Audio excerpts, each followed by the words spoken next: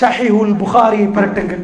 ஸஹீஹுல் புகாரியை பரட்டி இந்த ஹதீஸை நீங்கள் கட்டாயம் 3700வது செய்தி நீங்கள் கட்டாயம் வாசித்து பார்க்கணும். ஆச்சரியமான ஒரு செய்தி. ரசூலுல்லாஹி ஸல்லல்லாஹு அலைஹி வஸல்லம் வஃபாத்துக்கு பிறகு 13 ஆண்டுகள் கழிகிறது. அமீருல் முஃமினீன் அவர்கள் உமர் பின் கத்தாப் ரலியல்லாஹு அன்ஹு அவர்கள் மிஹ்ராபுக்கு தொழுகைக்கு வர்றார்கள். வருகிற நேரத்திலே ஸ்தவ் என்று சொல்லிக் கொண்டு வருகிறார்கள். வந்து நின்று ஸ்தவ் என்று சொல்ல மாட்டார்கள். வருகிற நேரமே ஷஃப்பை சீர்திருத்திக் கொண்டு வருவார்கள். சீர் செய்து கொள்ளுங்கள். ஹலல் பிரிவுகளை கண்டால் சேர்த்து வைக்காமல் தொழுவிக்க மாட்டார்கள். பிரிவுகளை கண்டால் சேர்த்து வைத்து விட்டு தான் தொழுகை ஆரம்பிப்பார்கள். அன்றைக்கு அவர்கள் சுபஹ் தொழுகைக்காக வேண்டி பள்ளிவாசலுக்கு வருகிறார். வந்து நிற்கிறார் அம்ர் பின் மைமூன் ரஹ்மத்துல்லாஹி அலைஹி. அவர் ஒரு தாபி, சஹாபி அல்ல, ஒரு தாபி, ரசூலுல்லாவை காணாதவர். அவர் வந்து நின்று முதல் சஃப்லே நின்று அவர் சொல்லுகிறார், நான் பார்த்து கொண்டிருக்கிறேன். அத்தனையுமே லைவாக கண்டால் எப்படி லைவ் டெலிகாஸ்ட் பார்க்கிறோமோ அப்படி அம்ர் பின் மைமூன் ரஹ்மத்துல்லாஹி அலைஹி இந்த ஹதீஸை அறிவிக்கிறார். அமீருல் முஃமினீன் வந்தார். வளமையாக வந்தால் சுபஹுடைய தொழுகையிலே அவர் சூரத்து யூசுப் சூரத்து நஹல், சூரத்து யூசுப் ஓதுவார். முதல் ரக்காத்துல் ஊலா, முதல் ரக்காத்தில் அல்லது சூரத்து நஹலை ஓதுவார். ஏன் அப்படி ஓதுவார்? ஹத்தா யஜ்தமியுன் நாஸ், மனிதர்கள் எல்லாம் ஒன்று சேர்ந்து முதல் ரக்காத்து கிடைக்கணும் என்ற ஆசை அவர்களுக்கு. அதனால் நீட்டி ஓதுவார்கள், முதல் ரக்காத்திலே ஓதுவார்கள். அப்படியே வந்து அன்றைக்கு வந்தார்கள். வந்து சூரத்துல் ஃபாத்திஹாவை ஓத ஆரம்பித்தார்கள். ஓதுகிற நேரம் திடீரென்று சஃப்பை பிளந்து கொண்டு ஒருவன் வந்து அபூலுல் ஃபைருஸ் வந்து பின்னாடி குத்தினான். ஜாத்து தர்ஃபை, ரெண்டு பக்கம் கூர்மையான கத்தியால் பின்னாடி ஒரு குத்து குத்தினான். அமீருல் முஃமினீன் உமர் பின் கத்தாப் ரலியல்லாஹு அன்ஹு அவர்கள் அப்படியே சாய்ந்து கீழே விழுந்தார்கள். அக்கலனியில் கல் அவ் கத்தலனி, என்னை ஒரு நாய் கடித்து விட்டது, கொன்று விட்டது என்று சொல்லி அப்படியே சாய்ந்து விழுந்தார்கள். என் கண்களால் நான் பார்த்தேன். என்ன நடந்தது தெரியுமா?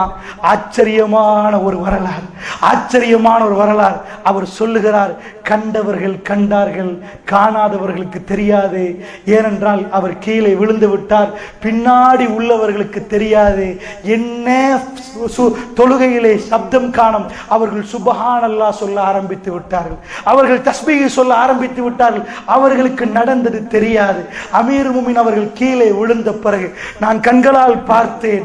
அவர் என்ன சொன்ன? தனாவல எத அப்துர் ரஹ்மான், தனாவல எத உமர் அப்துர் ரஹ்மான் இப்னு அவுஃப், அப்துர் ரஹ்மான் இப்னு அவுஃப் ரலியல்லாஹு அன்ஹு அவர்கள் ரசூலுல்லாஹ்வுடைய மூத்த சஹாபாக்களில் ஒருவர், அவருடைய கையை பிடித்துக் கொண்டு ஸலா தள்ளிவிட்டார். தொழுகை. யார்? சகோதரர்களே, சாதாரண ஒரு ஆட்சிக்கு சொந்தக்காரர் அல்ல. 12 வருஷம் அந்த ஆட்சியை மனிதர்கள் விரும்பினார்கள். உலகம் பேசியது, உலகம் போற்றியது. அப்படிப்பட்ட ஒரு ஆட்சி தலைவர், அவருக்கு இரத்தம் போகிறது, அவரை குத்திட்டார்கள். அந்த நேரத்திலே அந்த இடத்திலே தொழுகை நிப்பாட்டலாம். அவருக்கு எவ்வளவு இந்த தொழுகையோட பாசம், எவ்வளவு நேசம், தொழுகை மீது வைத்த அக்கறை. சாதாரணமாக இது சாதாரண ஒரு மன்னர் அல்ல, சாதாரண ஒரு நாட்டில் ஒப்போசிஷன் வைத்து ஆட்சி நடத்துற மாதிரி இல்ல. நோ ஒப்போசிஷன்ஸ், எந்த ஒப்போசிஷனும் இல்லை. அமீருல் முஃமினீன் அவர்கள் சொன்னால் அந்த இடத்திலே சட்டமாக்கப்படும். அப்படி இருக்கிற நேரம் அவர்கள் ஒரு வார்த்தையும் சொல்லாமல், என்னை உமரை பார்ப்பதல்ல, அல்லாஹ்வுடைய தொழுகை. அப்துர் ரஹ்மான் இப்னு அவுஃப் ரலியல்லாஹு அன்ஹு அவர்களை தள்ளி ஸலா. அவர் சொல்லுகிறார், என் கண்களால் நான் இதை பார்த்தேன். ஹஃபீஃபா, சுருக்கமாக அவர் தொழுவித்தார். தொழுவித்த உடனே எல்லோரும் உமர் பின் கத்தாப் அவர்களை சூழ்ந்து கொண்டார்கள். எல்லோரும் வந்தார்கள், சூழ்ந்து கொண்டு பார்த்தார்கள். என்னென்று கேட்டார்கள். அந்த நேரத்தில் அவர் கேட்ட வார்த்தை சுப்ஹானல்லாஹ். நிம்மதி என்றால் இந்த உலகத்தில் இப்படி ஒரு நிம்மதியை அல்லாஹ் மீது ஆணையாக நீங்கள் யாரும் பார்க்க இயலாத அல்லாஹ்வுடைய நல்லடியார்களே. அவர் சொன்ன முதல் வார்த்தை, என்னை கொண்டது யார், என்னை குத்தினது யார்? அப்பாஸ் ரலியல்லாஹு இப்னு அப்பாஸ் போறார்கள். என்றால் அங்கு ஒருத்தன் விழுந்து கிடக்கிறான். கிட்டத்தட்ட 7 பேர் மாத்த சபா, 7 பேர் மௌத்தாகினார்கள். அந்த இதுல குத்தி கொண்டே போனான். ஆனால் தொழுகை நடந்தது. அல்லாஹ்வுடைய நல்லடியார்களே, புர்னூஸ், தலையை மறக்கக்கூடிய ஒரு ஜக்கெட் மாதிரி ஒரு ஆடை, ரஜுலுன் மினல் முஃமினீன், முஃமினை சேர்ந்த ஒரு மனிதர், யார் என்று பெயர் சொல்லப்படவில்லை ஹதீஸிலே, எடுத்து புர்னூஸை தூக்கி வீச கான மஹூத், பிடிபட்டு விட்டோம் என்று அவன் அஞ்சி அவனுடைய கத்தியால் அவன் குத்தி அங்கே செத்துட்டான். அதனால் போய் பார்க்கிறார்கள். யாரப்பா? பார்த்தால் வந்து சொன்னார்கள், முகீரத்துடைய ஷுபா, முகீராவுடைய வேலைக்காரன். முகீராட்ட வேலை செய்யறானே ஒரு ஈல்ச், அரபி அல்லாத வெளிநாட்டில் இருந்து வந்த ஒரு அடிமை, அவன் தான் அந்த தொழிலாளியா? அவனுக்கு நான் நலவு நாடினேன், நான் தானே அனுமதி கொடுத்தேன்.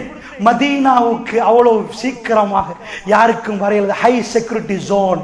ரசூலுல்லாஹ்வுடைய மனைவிமார்கள் உள்ள மதீனாவுக்கு யாருக்கு வரையலாது. பாவப்பட்டு அந்த அந்த அடிமையை, அந்த இல்ஜை நான் தானே கொடுத்தேன், அல்லாஹ் அவனை கொல்லட்டும் என்றார்கள். அல்லாஹ் அவனை கொல்லட்டும். இதுவல்ல விஷயம். அடுத்த வார்த்தை இந்த உம்மத்திலே நிம்மதி எங்கே என்பதை எடுத்து காட்டுகிற வார்த்தை, அல்ஹம்துலில்லாஹ் இல்லதி லம் யஜ்அல் மனியத்தி பியதி ரஜுலின் யத்இல் இஸ்லாம். சுப்ஹானல்லாஹ். உடைய வாயிலிருந்து வருகிறது அல்ஹம்துலில்லாஹ். உமர் பின் கத்தாப் ரலியல்லாஹு அன்ஹு அவர்கள் என்ன சொன்னார்கள்? முஸ்லிம் என்று, இஸ்லாம் என்று தன்னை சொல்லக்கூடிய ஒரு கரத்தால் என்னை குத்த வைக்காமல் பாதுகாத்த அல்லாஹ்வுக்கே எல்லா புகழும். சுப்ஹானல்லாஹ். ரத்தம் ஓடுகிறது. அல்லாஹ்வுடைய நல்லடியார்களே, அல்லாஹ்வை புகழ, அல்ஹம்து சொல்ல இடம் தேடினார்கள். 1000 இடங்கள் இருந்தும் சொல்லாமல் கல்பால் பேசாமல் இருந்த எங்களுக்கு எப்படி நிம்மதி வரும்? எங்களுக்கு எப்படி நிம்மதி வரும்? ரத்தம் போகிறது.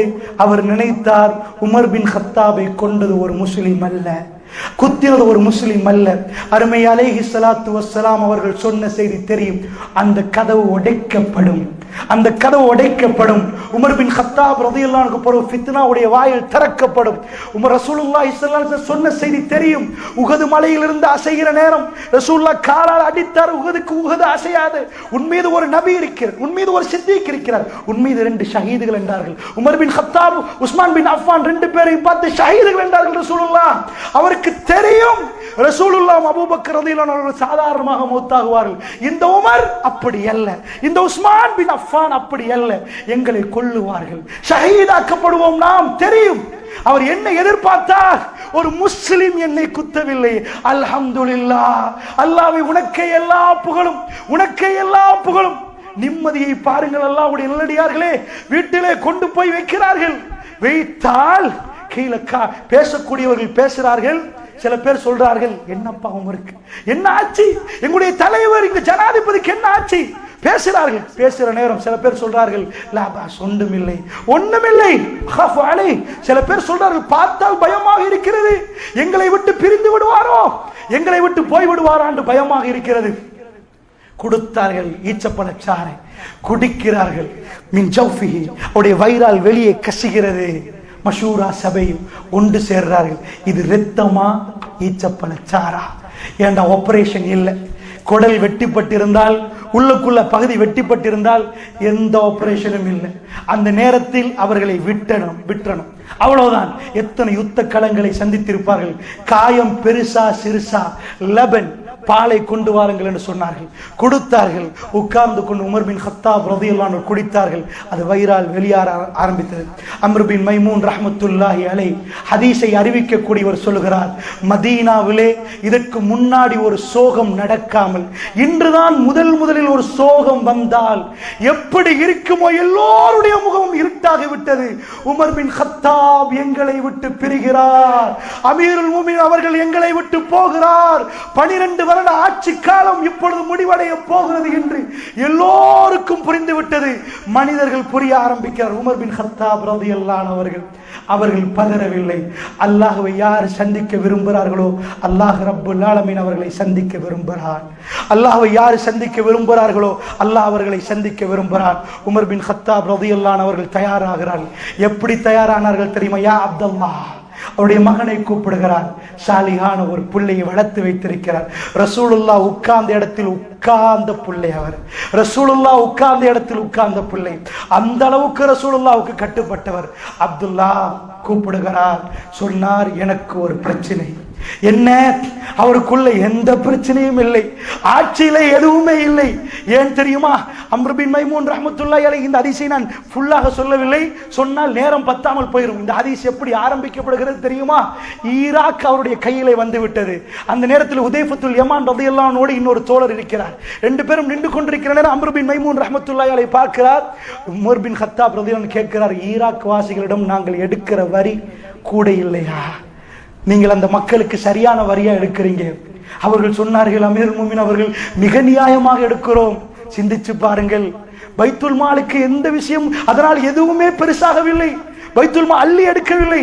அல்லாஹ்வை பயந்து கொள்ளுங்கள், மனிதர்கள் கஷ்டப்படாத விதத்தில் எடுங்கள். எப்படி நினைத்திருக்கிறார் பாருங்கள், எடுக்கிற வரியை கூட அவ்வளவு நினைத்து பார்க்கிறார். அந்த அளவுக்கு எல்லாத்தையும் சொல்லிக் கொண்டுதான் இந்த ஹதீஸ் ஆரம்பிக்கப்படுகிறது. உமர் பின் கத்தாப் ரலியல்லாஹு அன்ஹு அவர்கள் கவர்மெண்ட்டுக்கு எடுக்கிற வரியை அப்படி நினைத்து பார்க்கிறவர் சொன்னார், எனக்கு ஒரு ஆசை, மகனை கூப்பிட்டு, எவ்வளவு தோழர்கள் இருக்கிறார்கள், எவ்வளவு பெரிய மூத்த சஹாபாக்கள் இருக்கிறார்கள், அவருடைய அதிகாரம் என்ன, அவருடைய ஆட்சி என்ன? அவர் யாரிடமும் கேட்கவில்லை. கேட்க வேண்டிய உரிய நபரிடம் கேட்பதற்கு ஒரே ஒரு கவலை. என்ன கவலை தெரியுமா? ரசூலுல்லாஹ் அபூபக்கர் சித்திக் ரலியல்லாஹு அன்ஹு அவர்கள் அவர் பக்கத்தில் நான் அடக்கப்படணும், அவ்வளவுதான் கவலை. மகனிடம் சொன்னார், மகன் ஆயிஷா ரலியல்லாஹு அன்ஹா போய் சலாம் சொல்லுங்க. ஒரு வார்த்தை சொல்லுகிறார். என்ன வார்த்தை தெரியுமா? குல் உமர், உமர் என்று சொல்லுங்கள். வலா தகுல் அமீருல் முஃமினீன், அமீருல் முஃமினீன் என்று சொல்ல வேண்டாம், அமீருல் முஃமினீன் என்று சொல்ல வேண்டாம். உமர், உமர் சொன்னார் என்று போய் சொல்லுங்கள். குல் உமர் வலா தகுல் அமீருல் முஃமினீன். அமீர் என்றால் இன்றைக்கு பிறகு நான் ஆட்சியில் இல்லை, நான் அல்ல மூமினுடைய அமீர். சுப்ஹானல்லாஹ், பிரிவதற்கு முன்னாடி பதவிக்கு பிரியாவிடை கொடுத்து விட்டார். ஏன் தெரியுமா?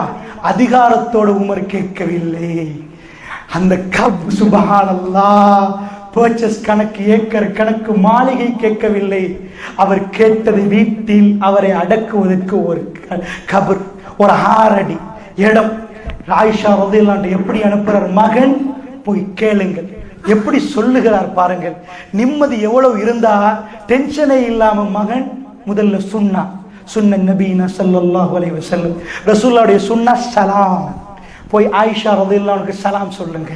சலாம் சொன்னால் சொல்லிவிட்டு சொல்லுங்கள், உமர் சொன்னார் அவருக்கு அந்த இடம் ஆசையாக இருக்கிறான், விட்டு கொடுக்கலாமான்னு கேளுங்க. அது அவங்க வீடு. சுப்ஹானல்லாஹ், என்னுடைய கவர்மெண்ட், நான் அடக்கம் செய்யப்படணும், ரசூலுல்லாஹ்வோட நான் இருக்கணும். வரம்பு மீறவில்லை, வரம்பு மீறல். அவர்களுக்கு விட்டு கொடுக்கலாமான்னு கேளுங்கள். போனால் காயிதா உட்கார்ந்து கொண்டு அழுது கொண்டிருக்கிறார்கள். ஆயிஷா ரலியல்லாஹு அன்ஹா போய் சொன்னார்கள், வாப்பாக்கு இப்படி நடந்து விட்டது தெரியும், அழுகிறார்கள். கேட்டார்கள் ஆயிஷா ரலியல்லாஹு அன்ஹா பார்த்து, இந்த இடம் வாப்பா கேட்டார், என்ன சொல்லுகிறீர்கள்? அவர்கள் சொன்னார்கள், இது எனக்கு வைத்திருக்கிற இடம், இது எனக்கு வைத்திருக்கிற இடம். ஏனென்றால் அவனுடைய கணவன், அவனுடைய தகப்பன், இந்த உம்மத்தின் மிக சிறப்பான ஒரு இடம். அல்லாஹ்வுடைய நல்லடியார்களே, அல்லாஹ்வுடைய நல்லடியார்களே, அவர்கள் சொன்னார்கள், என்னை விட உமர் சிறந்தவர். அது உமருக்கு. சுப்ஹானல்லாஹ், இது அடிமைத்தனம். அல்லாஹ்வுடைய நல்லடியார்களே, இது அடிமைத்தனம். அந்த இடத்திலே அவருடைய கல்விகள் எப்படி இறங்குகிறது என்றால் மனித அந்த இடத்திலே சஹாபாக்களை நினைக்கிறார்கள். என்றால் 3வது நாள், 3 நாட்களுக்கு பிறகுதான் உமர் ரலியல்லாஹு அன்ஹு மௌத்தாவார்கள். அந்த நாளில் அம்ர் பின் மைமூன் ரஹ்மத்துல்லாஹி அலைஹி சொல்கிறார், அலி பின் அபி தாலிப் ரலியல்லாஹு அன்ஹு அவர்கள் அந்த இடத்திலே வந்து, அவருக்கு தெரியாது எங்க அடக்கம் செய்யப்படுறேன். அவர் சொன்னார், நான் நினைக்கிறேன், என்ன நினைக்கிறேன் தெரியுமா? ரசூல் ஸல்லல்லாஹு அலைஹி வஸல்லம் உடைய கபருக்கு பக்கத்தில் உமர் அடக்கம் செய்யப்படணும் என்று. ஏனென்றால் ரசூலுல்லாஹ் அடிக்கொரு முறை சொல்வார், நானும் அபூபக்கரும் உமரும் நுழைந்தோம், நானும் அபூபக்கரும் உமரும் உட்கார்ந்தோம், நானும் அபூபக்கரும் உமரும் நடந்தோம். எல்லா இடத்திலும் ரசூலுல்லாஹ்வுடைய பெயரை சொல்லுவார்களே, அதனால் அவர்கள் இந்த இடத்திலே அடக்கம் செய்யப்படுவார் என்று நான் நினைத்தேன் என்று சொல்கிறார். சஹாபாக்கள் நினைத்து இருந்தார்கள். அவர் சாய்ந்து கொண்டிருக்கிறார். மக்கள் எல்லாம் சொன்னார்கள், மகன் வந்து விட்டார், என்னை உட்கார வையுங்கள் என்று சொன்னார். என்னை கொஞ்சம் உட்கார வையுங்கள் என்று சொன்னார். அவரை கொண்டு வந்து உட்கார வைத்தார்கள். அப்படியே படுத்துக் கொண்டிருக்கிற நேரத்தில் உட்கார வைத்தார்கள். என்ன என்று கேட்டார்கள். முடிவு என்ன? அவ்வளவு அதிகாரத்தை கையில் வைத்துக் கொண்டு என்ன முடிவு என்று கேட்டார்கள். அவர்கள் சொன்னார்கள், நீங்கள் நினைத்த மாதிரியே ஆயிஷா ரலியல்லாஹு அன்ஹா அவர்கள் உங்களுக்கு தந்து விட்டார்கள். அதனோடு அவர் திருப்தி பெறவில்லை. அல்லாஹ்வுடைய நல்லடியார்களே, கடைசியில் சொல்லுவார்கள், மரணிப்பதற்கு கொஞ்ச நேரம் இருக்கிற நேரம் அவருக்கு விளங்குறது, நான் மௌத்தாகி விடுவேன் என்று. மறுபடி சொல்லுவார்கள், மகன் நான் மௌத்தாகினால் ஆயிஷா ரலியல்லாஹு அன்ஹா மறுபடி போய் கேளுங்கள், அவர்கள் விரும்பினால் தான் அங்கே அடக்கணும், இல்லைன்றால் பொதுமையவாடியில் என்னை கொண்டு போய் அடக்கிறணும். அல்லாஹ்வுடைய நல்லடியார்களே, இன்றைக்கு எல்லோரும் சலாம் சொல்லிக் கொண்டிருக்கிறார்களே, ரசூலுல்லாஹ்வுடைய கபருக்கு பக்கத்திலே அந்த இடம் அல்லாஹ் ரப்புல் ஆலமீன் உமர் பின் கத்தாப் ரலியல்லாஹு அன்ஹு அவர்களுக்கு அந்த இடத்தை ஒதுக்கினான். அல்லாஹ்வுடைய நல்லடியார்களே, மகன் திரும்ப வந்த பிறகு அடுத்த பிரச்சனையை வைக்கிறார். எவ்வளவு நிம்மதி என்று பாருங்கள். ஆட்சியிலே அக்கவுண்ட்ஸ் எல்லாம் முடிந்து விட்டது. என்ன சொன்னார் தெரியுமா? மகன், என்னுடைய கடன் எவ்வளவு ஒன்று பாருங்கள். ஆட்சியில எந்த பிரச்சனையும் இல்லை, என்னுடைய கடன் எவ்வளவு ஒன்று பாருங்கள். அல்ஹம்துலில்லாஹ், ரசூலுல்லாஹ் பக்கத்திலே எனக்கு கிடைத்து விட்டதா? அல்ஹம்துலில்லாஹ். அவருடைய கபர் எங்கே என்று அவர்கள் தீர்மானித்து கடைசி நேரத்தில் அவர்கள் சொல்லிவிட்டார்கள். அதுவரைக்கும் அவர் புக் பண்ணி எல்லாம் வைக்கவில்லை. அடுத்ததாக சொன்னார், என்னுடைய கடன் எவ்வளவு? ஹதீஸில் வருகிறது 80,000 என்று. எவ்வளவு ரியாலா என்னென்று வரவில்லை, தீனாரா திர்ஹமா ஒன்றும் இல்லை. அல்லாஹ்வுடைய நல்லடியார்கள் 80,000 என்று வருகிறது. ஆனால் பெரிய தொகை எதாக இருந்தாலும் எப்படி 80,000 சொன்னார்கள்? இந்த கணக்கை என்ன செய்ய வேண்டும்? அவருடைய குலத்தை சொன்னார்கள். அந்த குலத்திடம் போக வேண்டும். போய் இந்த கடனை அடைப்பதற்கு அவரிடம் பணம் இருந்த முதல்ல என்னுடைய சொத்தெல்லாம் இல்லை, என் சொத்தெல்லாம் விட்டு இந்த கடனை அடைக்க பாருங்கள். அப்துல்லா, அது முடியாவிட்டால் இந்த என்னுடைய குலத்தாரிடம் போருங்கள். குலத்தாருடைய அந்த பேர் வருவதில்லை, அங்கே போங்க. அங்க போய் அவரிடம் கேளுங்கள். கேட்டு கடனை நீங்க அடைச்சிடணும், அதை கொடுத்து என் கடன் அடைக்கணும். அவர்களிடமும் போதாவிட்டால் குறைஷிகளிடம் போங்கள், அது என்னுடைய வம்சம். அங்கே போய் அவரிடம் கேட்டு அதை கொடுத்து விடுங்கள். அவர்கள் கிளைகளாகவும் கோத்திரங்களாகவும் இருந்தார்கள். அவருக்கு ஆச்சரியமாக இருந்தது. உஸ்மான் பின் அஃபான் ரலியல்லாஹு அவர்கள் பணக்காரராக இருந்தார். அப்துல் ரஹ்மான் பின் அவுஃப் ரலியல்லாஹு அவர் பணக்காரராக இருந்தார். தொழுகைக்கு தள்ளின அப்துல் ரஹ்மான் பின் அவுஃபே பெரிய சல்லிக்காரர். அவரிடம் போய் உமர் பின் கத்தாப் இவ்வளவு கடன் கேளுங்கள் என்று சொல்லவில்லை. ஏன் தெரியுமா? உமர் பின் கத்தாப் ரலியல்லாஹு அவர்களை தெரிந்தவர்களுக்கு தெரியும் இந்த வார்த்தை அவர் ஏன் சொன்னார் என்று. அவர் அடிக்கொரு முறை ஒரு வார்த்தை சொல்லுவார், எனக்கு வழிகாட்டி, என்னுடைய வழிகாட்டி. அவர் நேராக போனார், அவர் போய் சேர வேண்டிய இடத்தில் போய் சேர்ந்து விட்டார். அவரை பின்தொடர்ந்த அவருடைய தோழர் அங்க திரும்பவில்லை, இங்கு திரும்பவில்லை, நேராக போனார், போக வேண்டிய இடத்துக்கு போய்விட்டார். அதுக்கு அடுத்ததாக இந்த உமர் இந்த பக்கம் திரும்பினால், அந்த பக்கம் திரும்பினால் இந்த உமர் வழிகட்டு போய்விடுவார். அதனால் நேராக போக வேண்டும் என்று அடிக்கொரு முறை சொல்லுவார். உமர் பின் கத்தாப் ரலியல்லாஹு அன்ஹு ஏன் இதை சொன்னார் தெரியுமா? இவ்வளவு கடன் ஏன் தெரியுமா? அல்லாஹ்வுடைய நல்லடியார்களே, சஹாபாக்கள் இஸ்லாத்தை வைத்து ஒரு ரூபா எடுக்க விருப்பம் இல்லை. ஏன் சஹாபாக்கள்? அந்த சாம்ராஜ்யமே கொட்டுமே. அமீருல் முஃமினுக்கு கடனா போட்டு விடுவார்கள், அவ்வளவுத்தையும். அவர்கள் துனியாவோட வைத்த உறவு அவ்வளவுதான். அவர்கள் என்ன சொன்னார்கள்? நான் பிறப்பில் என்னுடைய குலம், பிறப்பில் என்னுடைய கோத்திரம். இஸ்லாத்துக்கு வந்த பிறகு வந்தவர்களை வைத்து எல்லாம் என் கடன் அடைக்க தேவையில்லை. கடன் கேட்பதற்கு அப்படி நான் ஏண்டா ரசூலுல்லாஹ் கடைசி நேரத்தில் யகூதிடம் போய்த்தான் போர்க்கவசத்தை வைத்தார்கள். என்னுடைய மருமவன்ட்டு கூட கேட்கவில்லை. இஸ்லாத்தை முன்வைத்து ரசூலுல்லாஹ் யாரிடமும் கேட்கவில்லை. போர்க்கவசத்தை வைத்து தன்மானத்தோடு வாழ்ந்தார்கள். அதே தன்மானம் அல்லாஹ்வுடைய நல்லடியார்களே ஏன் இவ்வளவு கடன் ஆகினார்? உமர் அபூபக்கர் ரலியல்லாஹு அன்ஹு அவர்கள் ஆட்சிக்கு வருகிற நேரம் அவர் சொன்னார், ரசூலுல்லாஹ் மௌத்தான பிறகு ஆட்சிக்கு வருவேன், ஆனால் நான் ஊதியம் பெற மாட்டேன், வேலைக்கு போய் தான் ஆட்சி செய்வேன்.